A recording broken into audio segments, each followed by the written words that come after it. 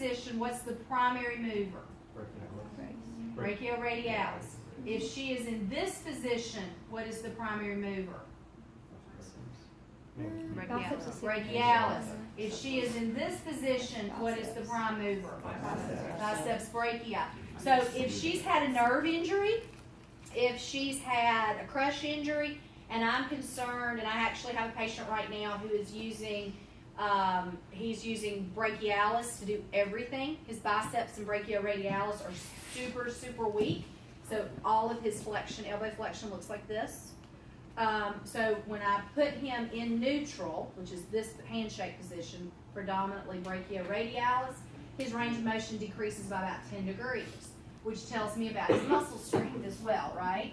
Okay, so there might be reason to measure in all three positions. And if you're measuring in all three positions, if you're measuring just for she's a fractured elbow, no big deal, no nerve injury, nothing that we're worried about, then I'm going to measure from the neutral position, which is the handshake position, predominantly brachioradialis, thumb up. And I'm going to measure off of the interosseous membrane.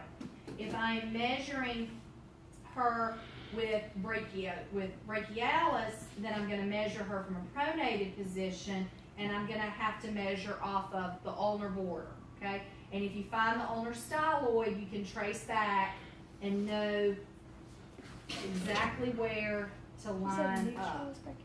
Huh? Say neutral is brachioradialis? Yeah. They're all three functioning in all three directions. But you have a slight power push with each position, okay? Very slight. Okay, so I would measure off of the ulnar border, and I am going to get a slight difference in range. It shouldn't be more than 2 or 3 degrees, but because of the change in muscle bulk, I might get a slight difference, okay? Then if I'm measuring, looking at what biceps is doing, I'm going to have to measure off of the radial border. Same thing, if you find the radial styloid, which is easy to find, trace it back, then you're able to line up like you need to, okay? Whichever position you measure flexion, you need to use that same position to measure extension, okay?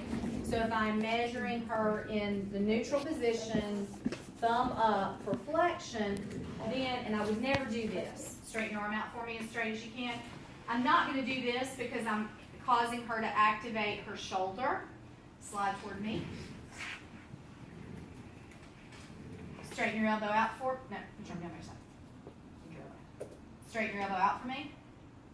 You are such a bad patient. Straighten, don't move your arm. Straight, there you go. All right, that's not a good way to measure either because what's happening there? Gravity's doing most of the work. So usually what I do is I have the patient on a wedge, and then I'll have them extend out. Gravity's still helping, but I get a better idea of what's going on than them just dropping their arm down. You can put them in supine and have them to straighten this way against gravity. Does that make sense? Or I need to show you. Okay? If they're in supine, lay down real quick. If they're in supine, and I bring their shoulder to here, straighten your elbow out for me, that's against gravity, okay? But any other, sitting up on a table, gravity's gonna assist in the motion, okay? The other thing I can do is sit up for me. If they've got a pretty good shoulder, then I can bring their shoulder up like this, straighten your elbow up for me. That's against gravity, okay? All right, now once I know she can move against gravity, I can come out here. What do you think I'm going to get looking at her elbow? I'm going to get some hyperextension. So with the same thing, I'm going to put you up there. And I got 15 degrees of hyperextension. So is that normal? How do I know? Check the other side. What's the other side look like? Yeah, it's about the same. Okay. All right. Good. Hit the button.